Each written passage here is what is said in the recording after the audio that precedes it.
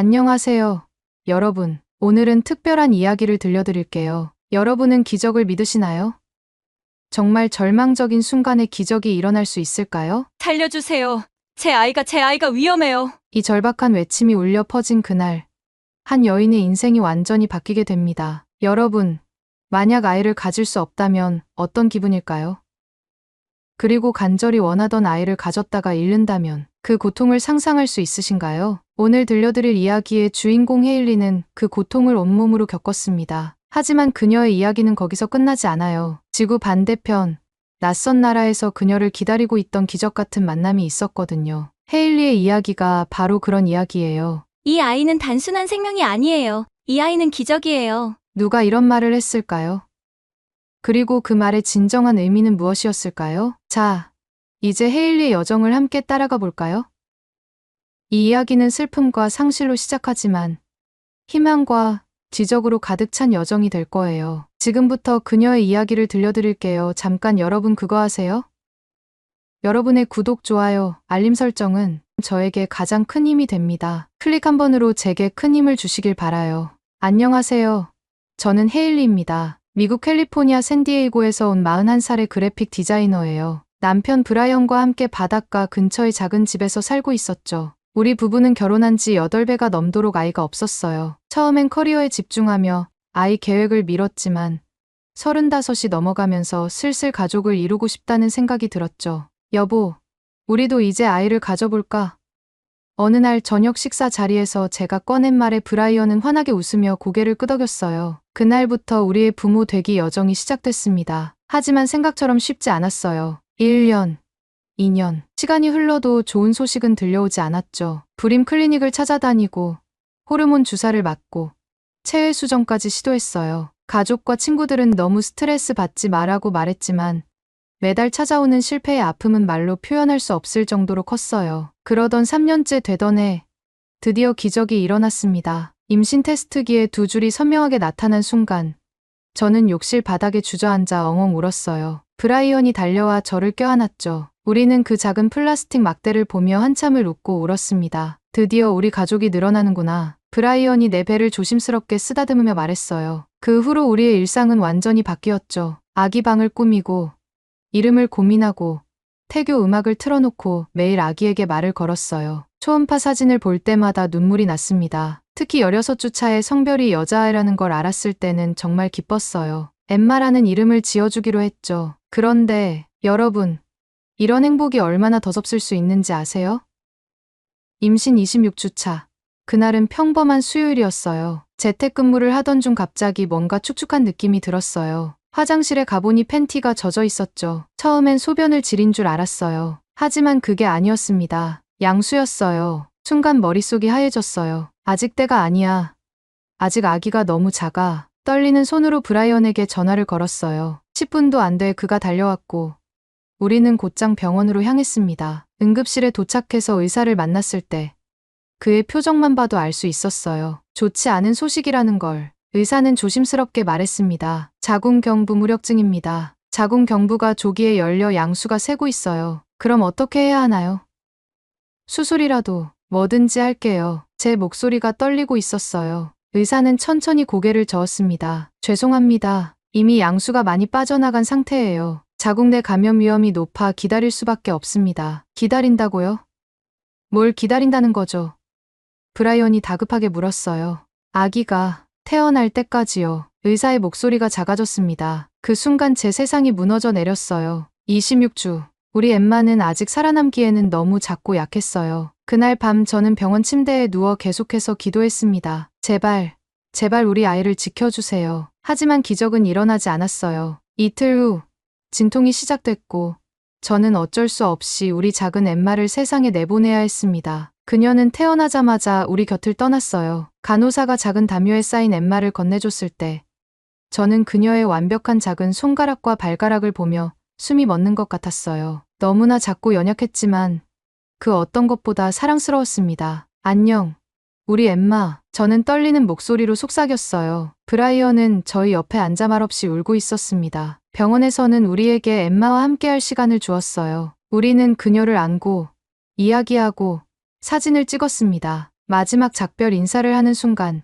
제 심장이 찢어지는 것 같았어요. 여러분, 아이를 잃는다는 건 말로 표현할 수 없는 고통입니다. 그 후 몇 개월은 완전한 어둠 속에 있는 것 같았어요. 매일 밤 엠마의 빈 아기 방에 들어가 울었습니다. 브라이언도 힘들어했지만 그는 제게 의지가 되어주려 노력했어요. 하지만 저는 계속해서 자신을 자책했습니다. 내 몸이 우리 아이를 지키지 못했어. 어느 날 브라이언이 제 손을 꼭 잡고 말했어요. 헤일리, 이건 내 잘못이 아니야. 우리가 할 수 있는 모든 걸 다 했어. 엠마는 우리가 얼마나 그녀를 사랑했는지 알고 있을 거야. 그의 말이 저를 조금씩 현실로 돌아오게 했어요. 저는 상담사를 만나기 시작했고 같은 경험을 한 다른 엄마들의 모임에도 참석했습니다. 그곳에서 제가 혼자가 아니라는 것을 알게 됐어요. 1년이 지나고 우리는 다시 임신을 생각하기 시작했어요. 하지만 두려움은 여전했습니다. 의사들은 제게 자궁경부 무력증이 재발할 확률이 높다고 했어요. 미국 최고의 병원들을 찾아다녔지만 모두 같은 말을 반복했습니다. 조기에 자궁경부봉합술을 시행할 수 있지만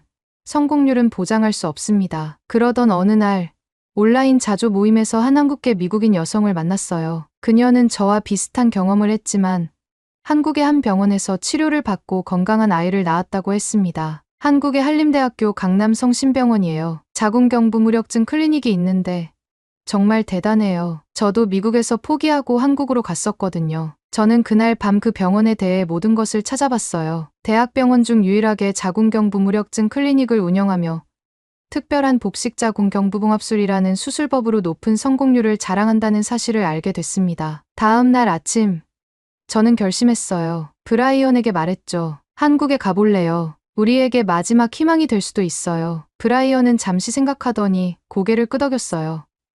가자. 우리가 할 수 있는 모든 걸 다 해보자. 그렇게 우리는 다시 임신을 시도했고 기적처럼 2달 만에 임신 테스트기에 2줄이 나타났어요. 이번에는 기쁨보다 두려움이 컸습니다. 하지만 한국으로 떠날 준비를 시작했어요. 12주차가 되었을 때 우리는 긴 비행기 여행을 감수하고 한국행 비행기에 올랐습니다. 비행기 창문 밖 구름을 보며 저는 조용히 기도했어요.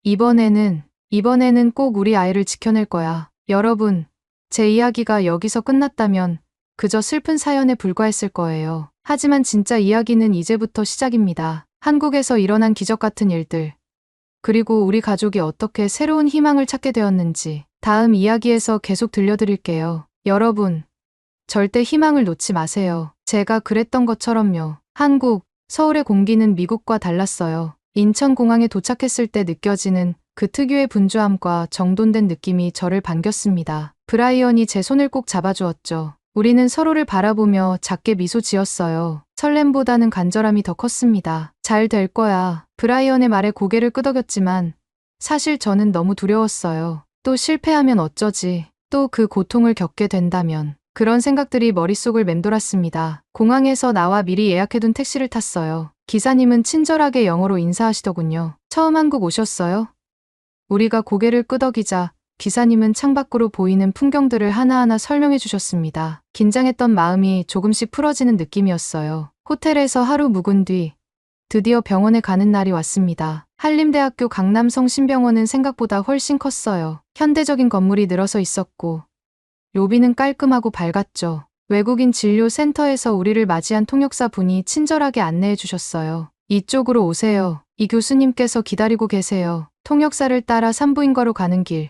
제 심장은 터질 듯이 뛰고 있었습니다. 브라이언이 내 어깨를 감싸며 용기를 주었어요. 진료실 문을 열고 들어가자 이 교수님이 따뜻한 미소로 우리를 맞아주셨습니다. 50대 초반으로 보이는 그분은 친절한 눈빛을 가지고 계셨어요. 멀리서 오시느라 고생 많으셨습니다. 헤일리 씨의 의무기록은 미리 다 검토했습니다. 통역사의 도움으로 저는 제 이야기를 처음부터 다시 들려드렸어요. 엠마를 잃었던 순간, 그 후의 고통, 그리고 새 생명에 대한 두려움과 희망까지. 이야기를 마치자 이 교수님은 진지한 표정으로 말씀하셨습니다. 헤일리 씨, 자궁경부무력증은 제가 20년 넘게 연구해온 분야입니다. 미국에서 받으셨던 진단은 정확해요. 하지만 치료 방법에는 차이가 있습니다. 교수님은 컴퓨터 화면을 돌려 저희에게 보여주셨어요. 자궁경부의 구조와 일반적인 봉합술, 그리고 그분이 개발하신 복식자궁경부봉합술의 차이점이었습니다. 일반적인 맥도널드 봉합술은 자궁경부 아래쪽만 묶는 방식인데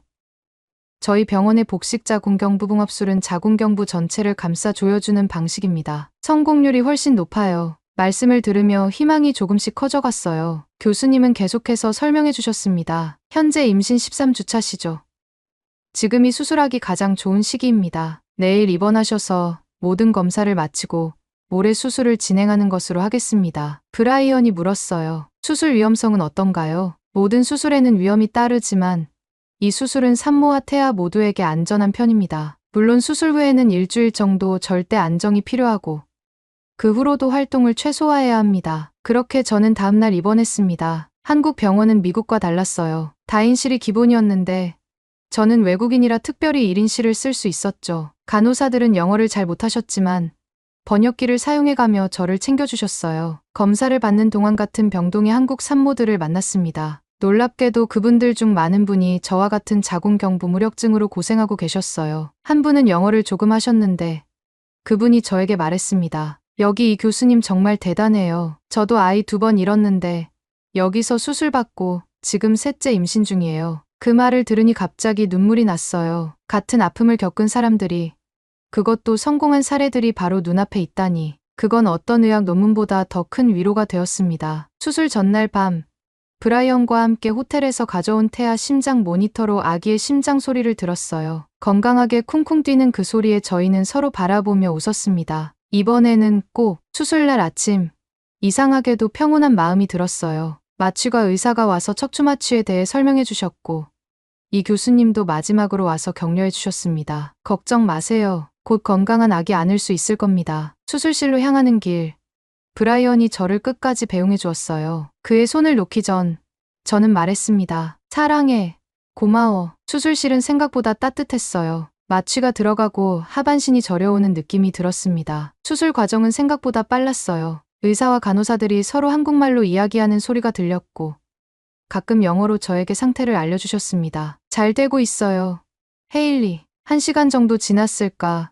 교수님이 밝은 목소리로 말씀하셨어요. 수술 성공적으로 끝났습니다. 이제 회복실로 가시겠습니다. 회복실에서 브라이언을 만났을 때 그의 눈에는 눈물이 고여 있었습니다. 교수님이 수술이 아주 잘 됐대. 자궁경부가 단단히 봉합됐대. 그날부터 저의 한국 생활이 시작됐어요. 일주일 동안 병원에 입원해 있으면서 저는 뜻밖의 경험을 했습니다. 한국의 병원 문화는 미국과 정말 달랐어요. 매일 아침 의사 회진이 있었고 간호사들은 정확한 시간에 약을 가져다 주셨죠. 가장 놀라웠던 건 병실 밖 복도에서 매일 열리는 산모 교실이었어요. 임신과 출산에 관한 교육을 하는 시간이었는데 비록 한국말이라 내용은 이해할 수 없었지만 그 분위기가 참 좋았습니다. 병실 옆자리의 한국 산모 박 씨는 제게 특별히 잘해주셨어요. 영어를 몰라도 따뜻한 미소와 손짓으로 대화했죠. 어느 날은 가족이 가져다 준 한국 과일들을 나눠주셨고 또 어느 날은 소고기 미역국을 건네주셨습니다. 한국에서는 산모가 미역국 먹어요. 좋아요. 통역기를 통해 그 말을 알아들었을 때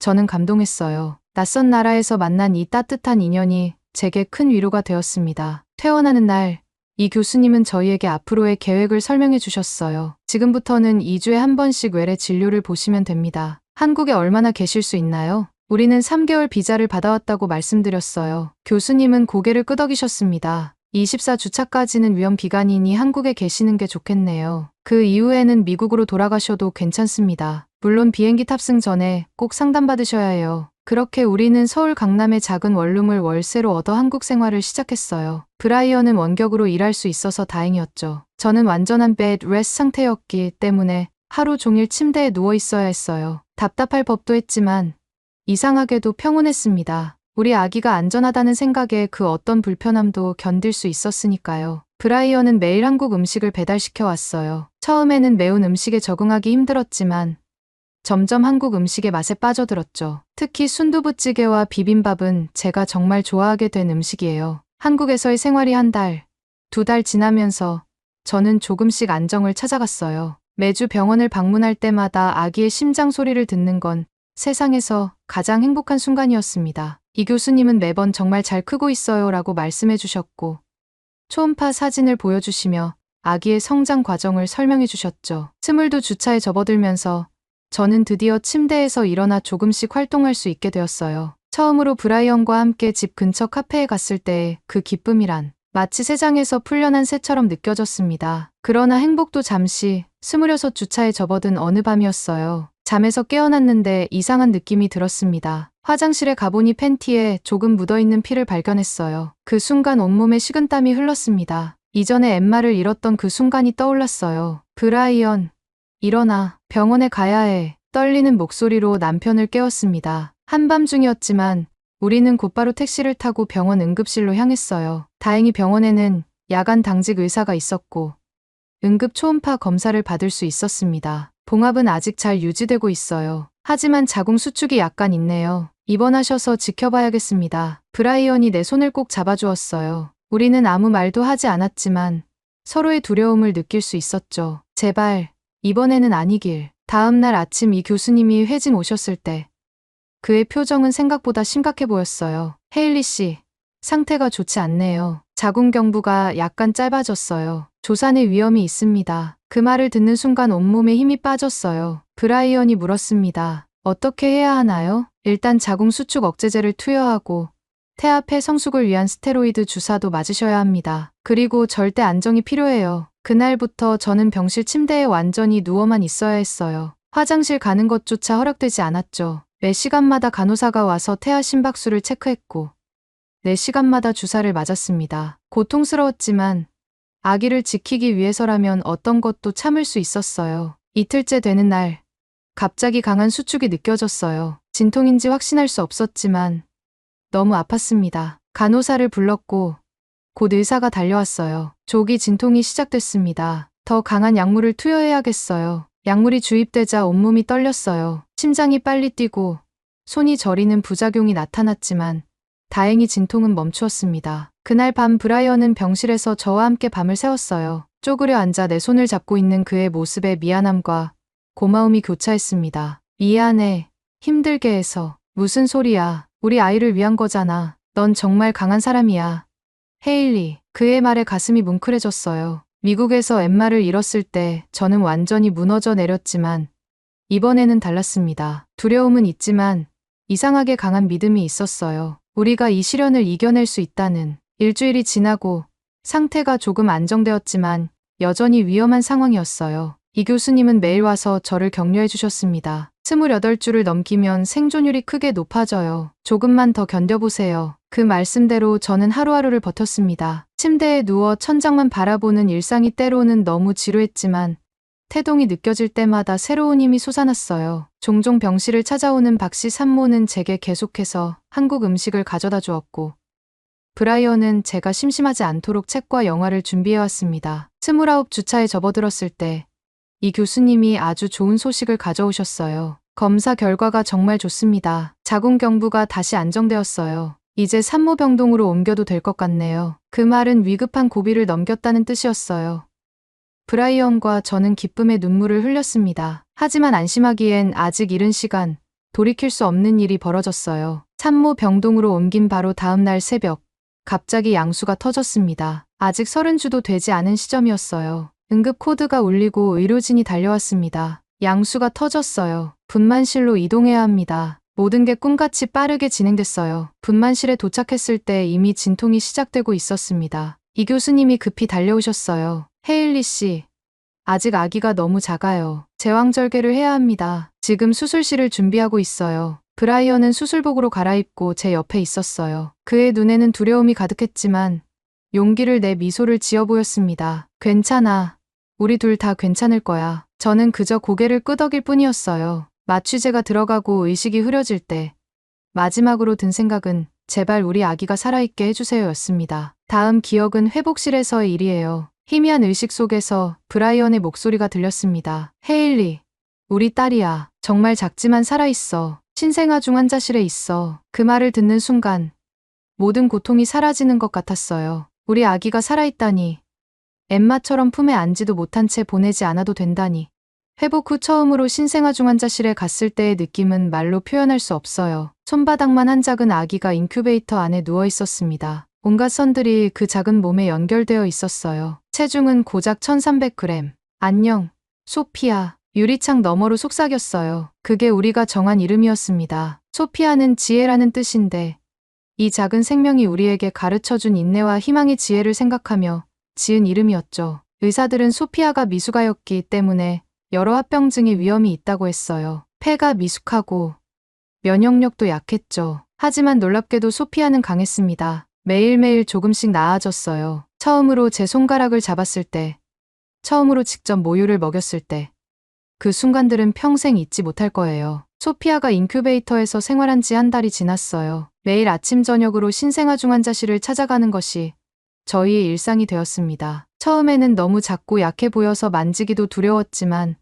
시간이 지날수록 소피아는 놀라운 생명력을 보여주었어요. 하루하루 몸무게가 늘어가고 피부색도 점점 건강해졌습니다. 소피아는 정말 강한 아이네요. 담당 의사 선생님이 말씀하셨어요. 이제 체중이 1700g이 넘었고 호흡도 안정적입니다. 캥거루 케어를 시작해보는 게 어떨까요? 캥거루 케어란 미숙아를 엄마나 아빠의 맨가슴에 올려놓고 피부를 직접 맞닿게 하는 방법이에요. 아기의 체온 유지와 정서적 안정에 도움이 된다고 해요. 처음으로 소피아를 가슴에 안았을 때 그 느낌은 말로 표현할 수 없었습니다. 그 작은 심장이 제 심장 소리에 맞춰 뛰는 것 같았어요. 소피아의 작은 손가락이 제 피부를 스치고 미세한 호흡이 느껴졌죠. 브라이언도 캥거루 케어를 해보았는데 그의 눈에도 눈물이 가득했어요. 이게 아빠가 되는 거구나. 브라이언이 속삭였습니다. 한국의 의료진들은 정말 헌신적이었어요. 신생아 중환자실 간호사들은 소피아에게 한국식 애칭을 지어주기도 했죠. 소피 공주님이라고요. 저희가 병원에 없을 때도 소피아를 가족처럼 돌봐주셨어요. 소피아가 인큐베이터에서 생활한 지 2달째. 의사 선생님이 좋은 소식을 전해주셨습니다. 이제 소피아는 인큐베이터 없이 지낼 수 있을 것 같아요. 체중도 2500g이 넘었고 모든 수치가 안정적입니다. 곧 퇴원할 수 있을 거예요. 정말 믿기지 않았어요. 처음 소피아를 봤을 때는 이날이 올 거라고 상상도 못했거든요. 그날 저녁 브라이언과 저는 호텔 방에서 샴페인을 터뜨리며 조용히 축하했습니다. 우리가 해냈어.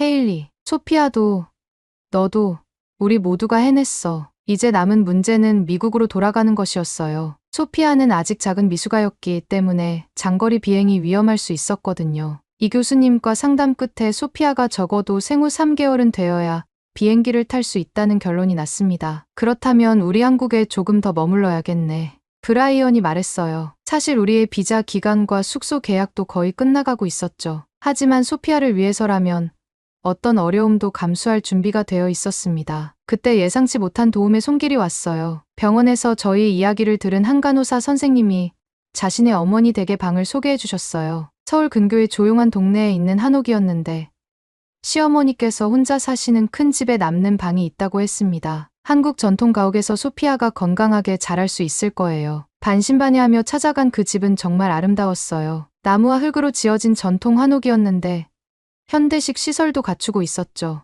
무엇보다 집주인이신 김할머니가 정말 따뜻하게 저희를 맞아주셨습니다. 아이가 크려면 정이 필요해요. 이모가 많이 도와줄게. 할머니는 저희를 이모라고 부르라 하셨어요. 처음에는 의사소통이 걱정됐지만 번역기 앱과 김할머니의 손짓, 그리고 점점 늘어가는 저희 한국어 실력으로 어느새 가족처럼 지내게 되었습니다. 드디어 소피아가 퇴원하는 날이 왔어요. 병원에서는 작은 축하 행사까지 열어주셨습니다. 이 교수님과 간호사들이 모여 소피아의 퇴원을 축하해 주셨죠. 소피 공주님, 건강하게 자라렴.